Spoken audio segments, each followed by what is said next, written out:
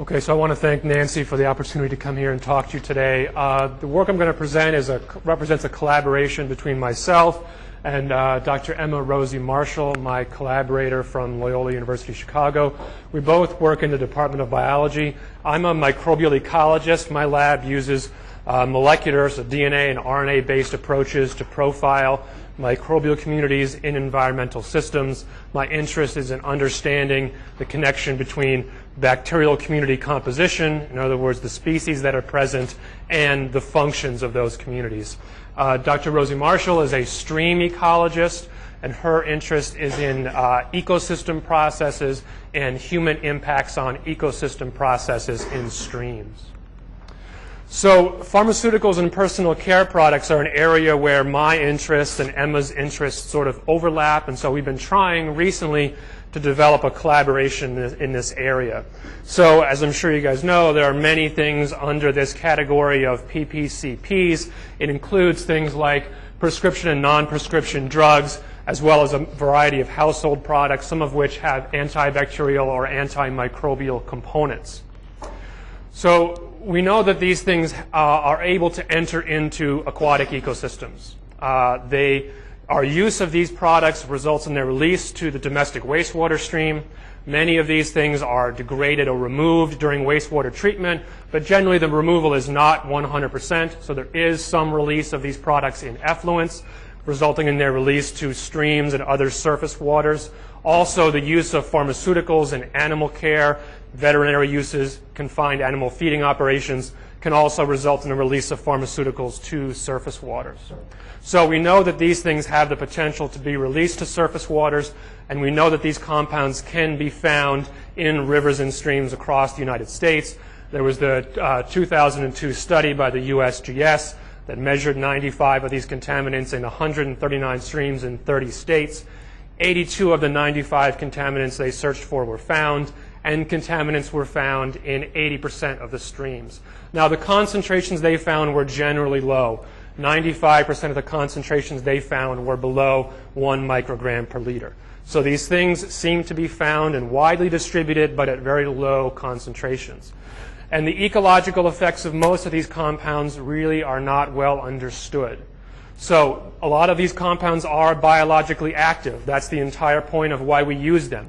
We use a lot of these compounds because they interact in some way with biological systems.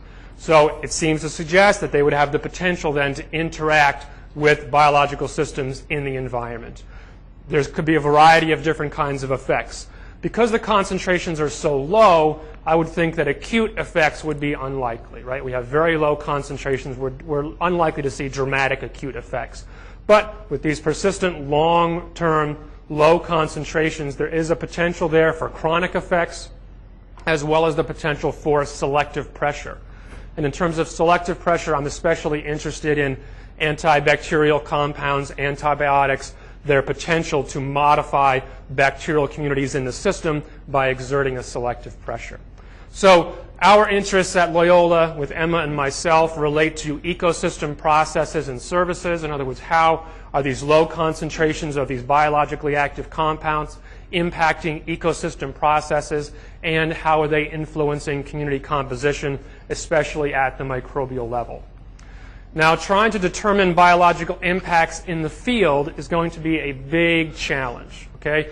First of all, the detection of these compounds in the field is challenging, although I think a lot of people in this room are working on that and have a lot more expertise in that than I do. Another problem with working in the field, of course, is the lack of experimental control. There are so many variables in the field that it's difficult to pin down the effect of a single contaminant. And the big problem also, again, of course, is the presence of multiple contaminants plus their metabolites. If you're out in a stream and you're looking at a particular contaminant, how can you connect that contaminant to a particular effect? Right? If there are so many different contaminants, and there's hundreds of them that could be present in a stream, how do you connect one of them to a particular effect? This is a challenge.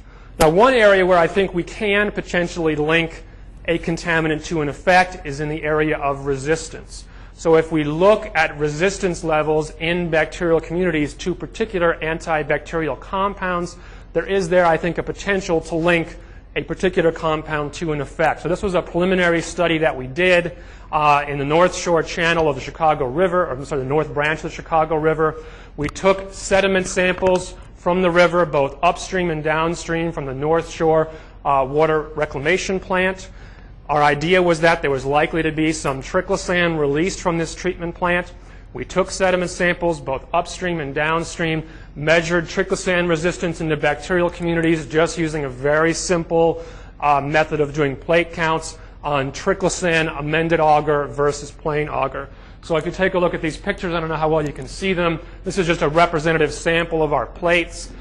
This is upstream, no triclosan, upstream with triclosan. You can see the dramatic reduction in growth.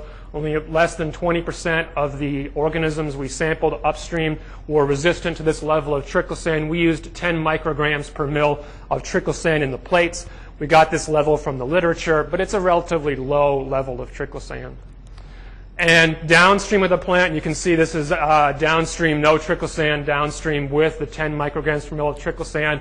Almost 80% of the organisms were resistant. So a big difference in triclosan resistance upstream and downstream from a wastewater treatment plant effluent. So this, I think, does suggest some direct impact of triclosan on the communities. Now, we didn't measure triclosan in these samples. This is a preliminary study that we did over the summer. We don't have the capabilities to measure triclosan in the environment, which is why we're trying to set up a collaboration with Teresa Chow here at the center to help us out with measuring levels in environmental samples.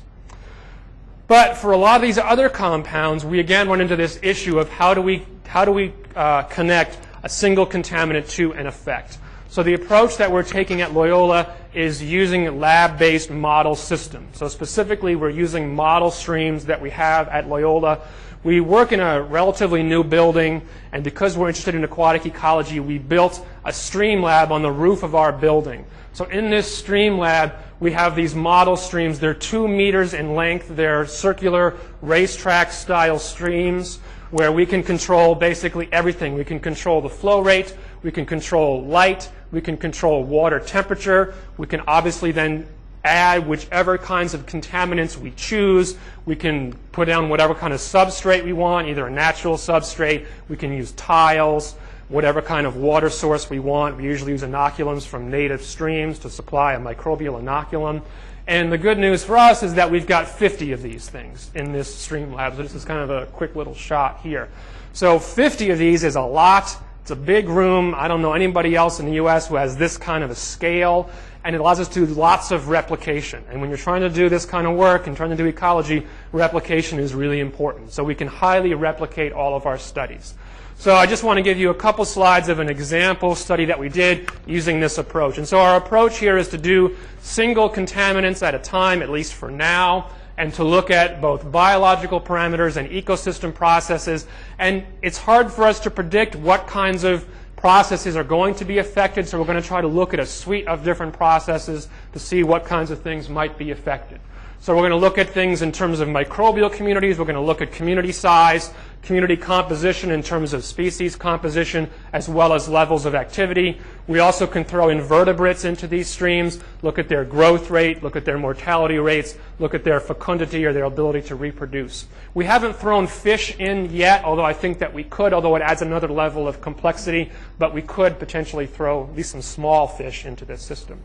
We're also looking at lots of ecosystem processes, so primary production, secondary production, respiration, organic matter decomposition, and various nitrogen cycling processes, which is one of my special interests, looking at nitrogen uptake as well as nitrification and denitrification in these systems.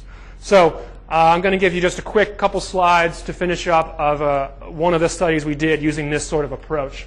So we chose cimetidine as the compound we were going to look at. Cimetidine is a histamine receptor antagonist, so it blocks histamine receptors. It's used in humans because it inhibits acid production in the stomach, so it's used as an antacid in the treatment of heartburn and peptic ulcers. It's marketed under the trade name Tagamet, and it was found in 10% of the streams sampled by Kolpin et al. In that USGS study.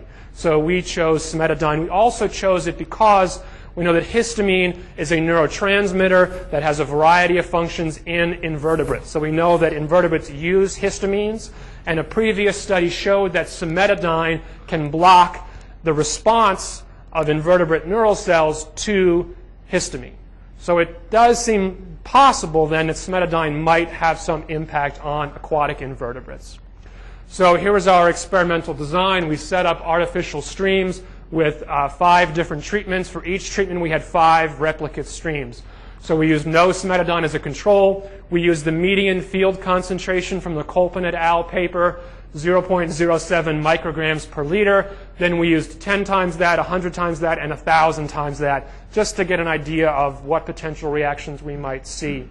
We stocked our streams with Gammarus, which is a common aquatic amphipod. It's found in a lot of freshwater streams. It's a detritivore, so it eats decaying plant and animal material. Also gets a lot of its nutrition from eating bacteria and microorganisms that grow on decaying leaf material. So that, again, there's a connection between my work and Emma's work. I like bacteria. She likes these weird amphipods, so there's a connection there.